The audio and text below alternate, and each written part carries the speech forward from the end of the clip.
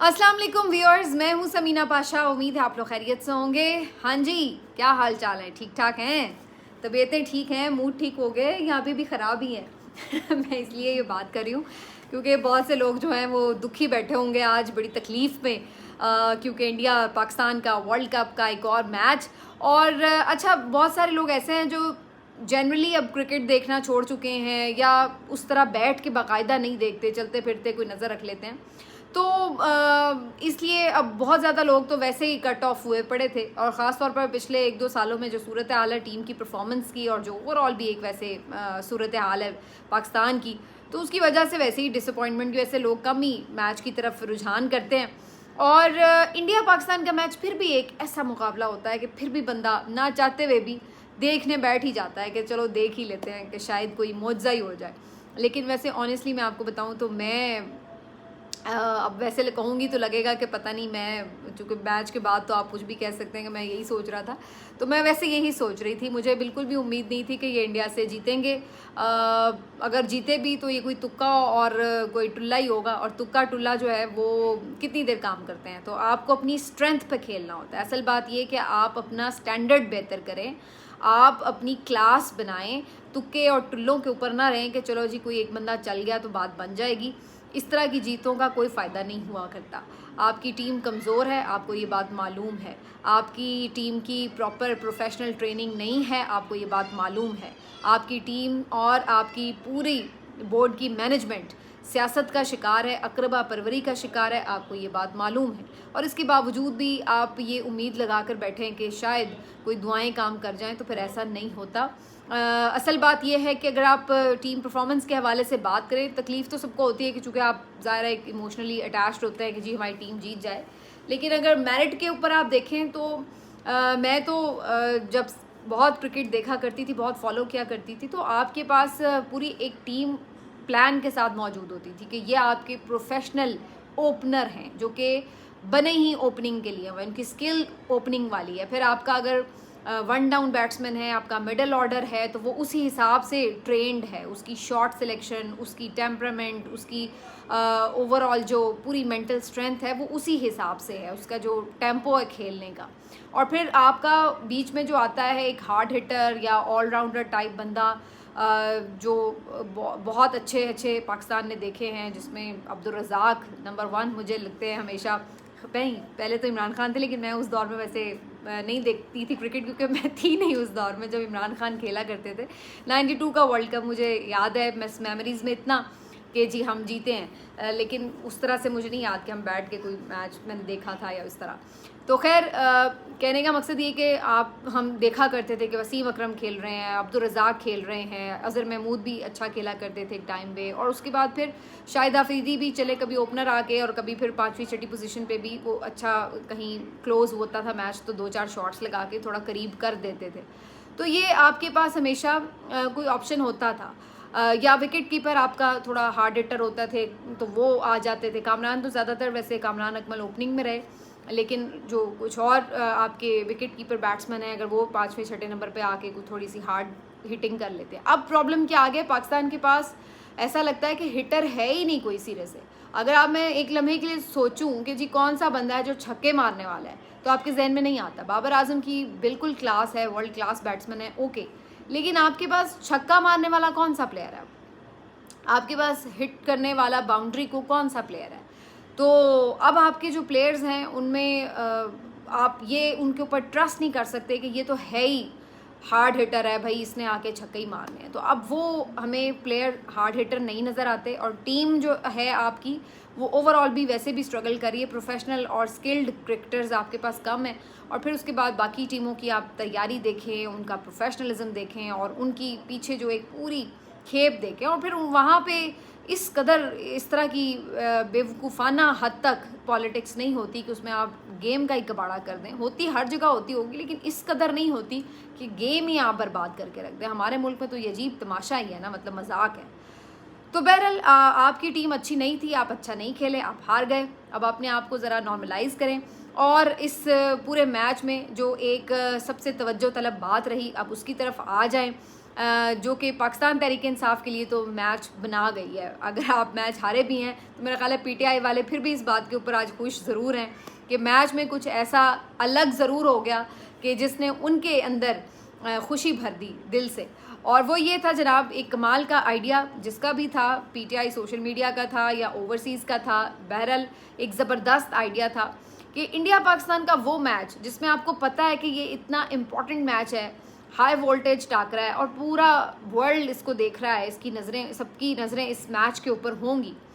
और उस दिन आपने ये एक ज़बरदस्त इमरान खान की रिहाई का कैंपेन चलाया कि जो वाकई काबिल तारीफ़ है कि जनाब इतने हज़ारों का मजमा स्टेडियम में भी खचाखच, अरबों लोग टीवी पर भी देख रहे होंगे सर्टनली मैच। और उस वक्त एन जब कौमी तराना पाकिस्तान का पढ़ा जा रहा है तो अचानक आप ऊपर आसमान की तरफ देखें तो अलग ही मंजर नज़र आता है। एक जहाज़ आता है और उसके साथ एक बैनर आता है उड़ता हुआ हवा में, और उस बैनर पे लिखा होता है रिलीज़ इमरान खान। तो इससे ज़्यादा मेरा ख्याल है मौसर मैसेजिंग हो नहीं सकती थी कि आप इस वक्त पाकिस्तान इंडिया के वर्ल्ड कप मैच में एन कौमी तराने के वक्त आसमान पर इस तरह से ये बैनर गुजारें कि सबकी तवज्जो का वो मरकज़ बन जाए। और ये हुआ, मैच स्टार्ट हुआ है और उसके बाद ये जो क्लिप है ये लाइक एनीथिंग वायरल हो गया पूरी दुनिया में। इंडिया के मीडिया ने इसके ऊपर वीडियो बनाई है, इसके ऊपर पूरी रिपोर्ट बनाई है और उन्होंने अपने न्यूज़ चैनल पे चलाई है, और फिर इसी तरह बाकी जो आपका वर्ल्ड है वो भी देख रहा है। तो आपने पूरे वर्ल्ड में सिर्फ 1 मिनट से भी कम वक्त में पूरी कैंपेन कर दी और सारी दुनिया को बता दिया कि इमरान खान इस वक्त कैद में है और उसको रिहा होना चाहिए। तो ये जिस भी जीनियस का आइडिया था, कमाल आइडिया था, इससे मेरा ख्याल मौसर कैंपेन हो नहीं सकती थी। वैसे तो न्यूयॉर्क में अभी कल के रोज़ बड़ा पुरजोर एहतजाज भी हुआ है न्यूयॉर्क टाइम स्क्वायर में, जहाँ पर शहबाज गिल साहब आए और मैं वो भी वैसे देख के हैरान थी कि अच्छा खासा बड़ा क्राउड था वहाँ पर। और फिर आप देखिए कि वो जगह ऐसी है कि वहाँ पर जब आप कोई एहतजाज करते हैं तो वो आपके जो पूरा USA है वहाँ पर उसकी एक इम्पॉर्टेंस होती है। तो वो एक तो एहतजाज का इन्होंने जो ओवरसीज़ चैप्टर्स शुरू किया है जिसमें बहुत सारे ममालिक ने एहतजाज शुरू किया है इन्होंने इमरान खान की रिहाई के लिए, और फिर ये आइडिया कि जनाब मैच में भी, और फिर आज मैच में सिर्फ एक यही नहीं, ओवरऑल भी हम देख रहे थे कि बहुत सारे लोग इमरान खान के मास्क पहने हुए, PTI के झंडे लिए हुए, कोई कैदी नंबर 804 की शर्ट पहने हुए, और कोई किसी अंदाज से और कोई किसी और अंदाज से उसका नाम ले रहा है, उसका जिक्र कर रहा है। तो वो आपको जब वीडियो वायरल होती है आप देखते हैं, उसके बाद आप अपना ट्विटर खोलें, सोशल मीडिया की कोई भी ऐप खोलें, तो सारी जो आपकी टाइमलाइन है वो इमरान खान इमरान खान इमरान खान इमरान खान के नाम से भरी पड़ी है। तो उसका चर्चा इन्होंने जाके आसमानों में भी कर दिया है। तो ये वो बात है जिसको हम बार बार समझाते हैं कि आवाज़ खल्क को नकारा खुदा समझो। आप जिसको माइनस करने चले हैं वो तो ज़रबें खा खा के प्लस से प्लस से प्लस होता चला जा रहा है। 2 साल से आप इस कोशिश में मुब्तला हैं और जो अब एक मर्ज़ बन चुका है आपके लिए, लेकिन आपसे ये मसला हल नहीं हुआ और उससे सिर्फ नुकसान ही हुआ है और कुछ नहीं हुआ। तो बहरहाल ये जी आज पाकिस्तान तहरीक इंसाफ तो इसी बात पे खुश हो गई है कि इमरान खान साहब का इतना ज़बरदस्त किस्म का उन्होंने एक इम्पैक्ट जो है वो क्रिएट कर लिया है वर्ल्ड वाइड। इसके साथ साथ जी बड़ी इम्पॉर्टेंट और भी चीज़ें हैं 2-3 जिसके ऊपर बात करनी है हमें।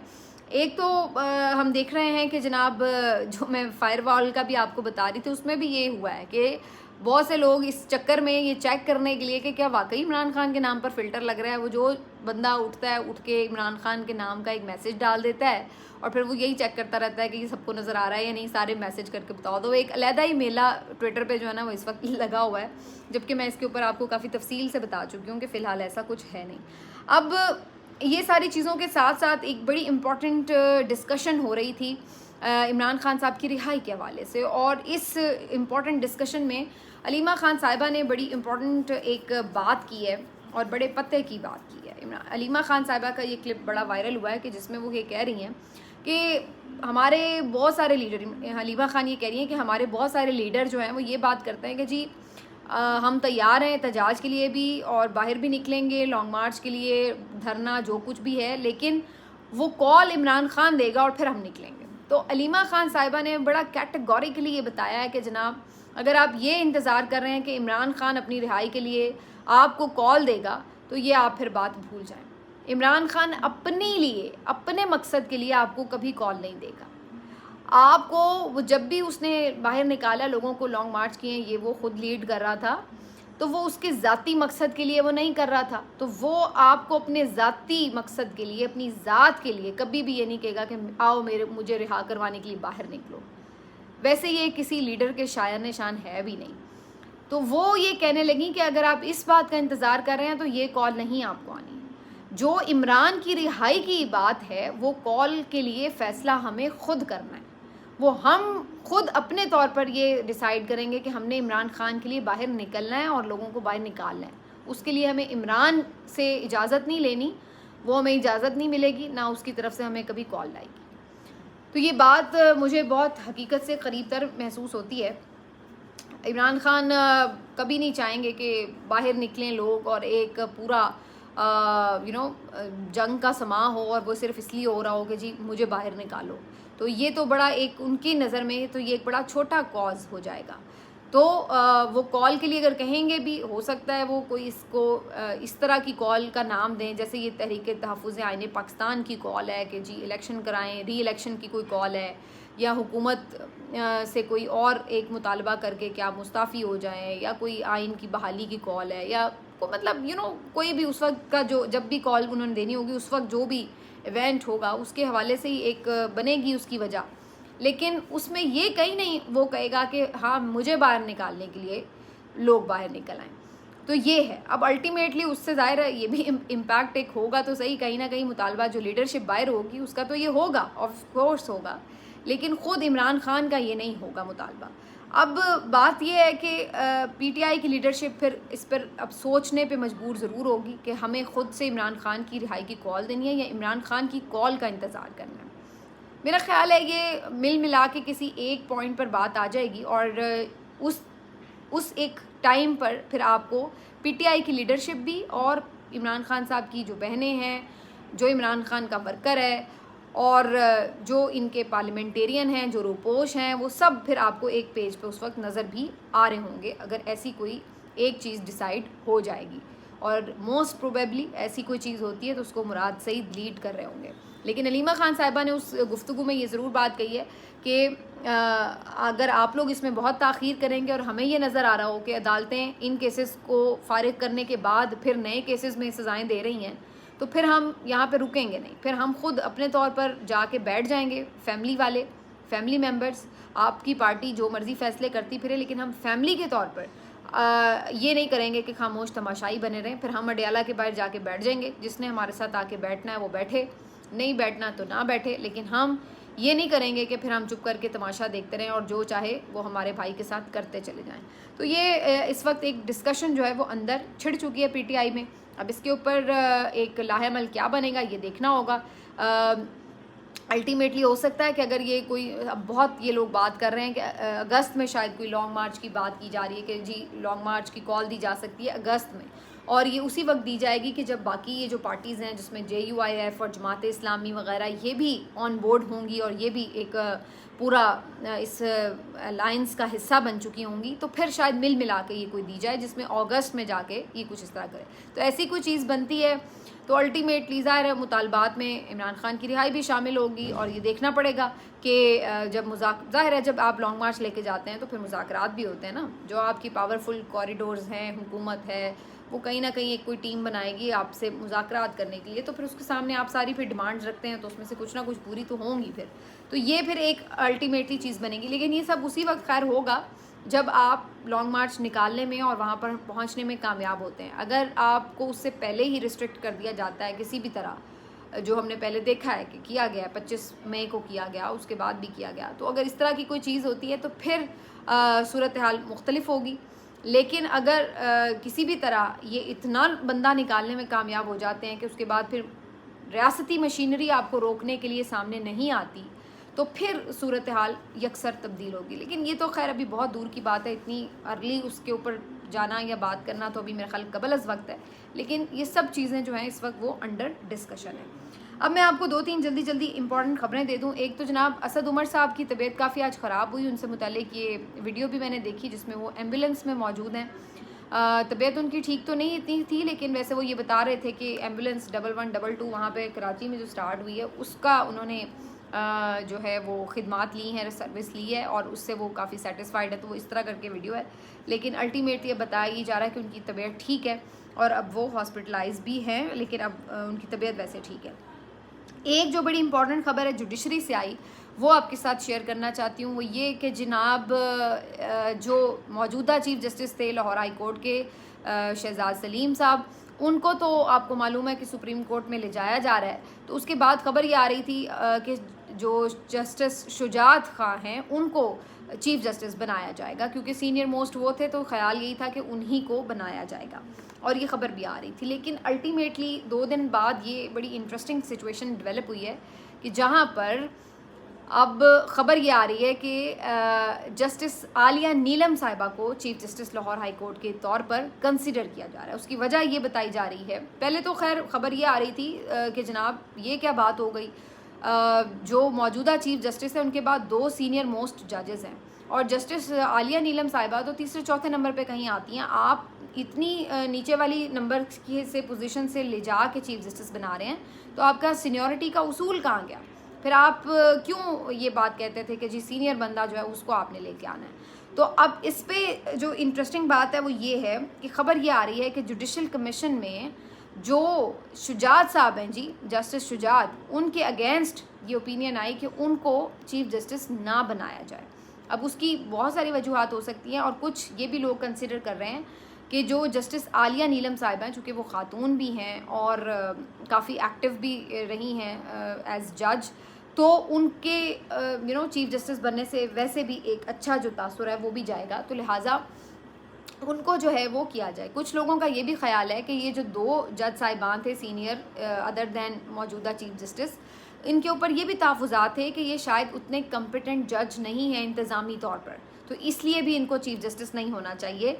और ये भी कुछ लोगों का ख्याल था कि इनकी जो ओवरऑल परफॉर्मेंस है एज जज उसके ऊपर भी एतमाद नहीं था। अब वैसे ये अपने आप में एक सवाल है कि भाई अगर उन जज साहिबान जो कितने सीनियर भी हो चुके हैं अब, उनके अगर ऊपर आपको सही काम पे एतमाद नहीं था तो वो फिर जज भी क्यों है? जज तो आपका बंदा कॉम्पिटेंट ही होना चाहिए, उस पर तो आप ये नहीं कह सकते चलो माड़ा जज भी चला लो ना।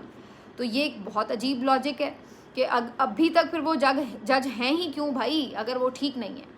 और जहाँ तक अगर ये बात है कि कोई अपने तौर पर ये समझता है कि चलो जी फिर हम कोई ऐसा लाइक माइंडेड जज ऊपर ले आएँ चीफ जस्टिस के तौर पर जो हमें प्रॉब्लम ना करे, जो गवर्नमेंट के साथ मिलके चले, जो इस्टेब्लिशमेंट के साथ पंगा ना करे, तो फिर हम लेके चलें, तो इसलिए अगर कोई किसी सीनियरिटी उसूल को साइड लाइन कर रहा है तो फिर एक अलग कहानी है। तो अब ये जो सारी बातें हैं ये सारी डिस्कस हुई हैं, लेकिन अल्टीमेटली जो खबर आई है वो यही है कि जस्टिस आलिया नीलम साहिबा को जो चीफ जस्टिस बनाने का फ़ैसला है वो ऑलमोस्ट हो चुका है और आगे आप शायद देखेंगे कि उनका जल्द ही नोटिफिकेशन भी हो जाए। तो जस्टिस आलिया नीलम साहिबा एक खातून है, ये भी एक अपने आप में अजब इत्तेफाक है कि इस वक्त जो चीफ़ मिनिस्टर बनाई गई हैं वो भी मरीम नवाज़ साहिबा खातून है और फिर ऐन उसी वक्त आपकी जो चीफ जस्टिस हों सबसे बड़े सूबे की वो भी खातून जज हों, तो ये भी हिस्ट्री में पहली दफ़ा होगा। और आलिया नीलम साहिबा के हवाले से उनकी जजी के हवाले से अगर बात की जाए तो वैसे तो उनके काफ़ी सारे फ़ैसले हैं, लेकिन जो ज़मानतों वगैरह की कुछ बातें थी उसमें तो बहुत ज़्यादा कोई ऐसा नहीं लगा कि वो कोई बहुत पीटीआई को फेवर करती हैं या किसी भी हवाले से कोई नरमी दिखाती हैं। बाकी एज़ चीफ जस्टिस वो इंतज़ामी तौर पर हुकूमत के साथ मिल के चलेंगी या अपनी एक इंडिपेंडेंट जो पॉलिसी है उसको लेके चलेंगी, ये अभी थोड़ा उसको मेरा ख्याल है जज करना पड़ेगा, देखना पड़ेगा। उसके बारे में शायद अभी कुछ भी प्रिडिक्ट करना बहुत ज़्यादा आसान नहीं होगा। मिलते हैं आपसे अगले वीडियो में, अपना ख्याल रखिए, अल्लाह।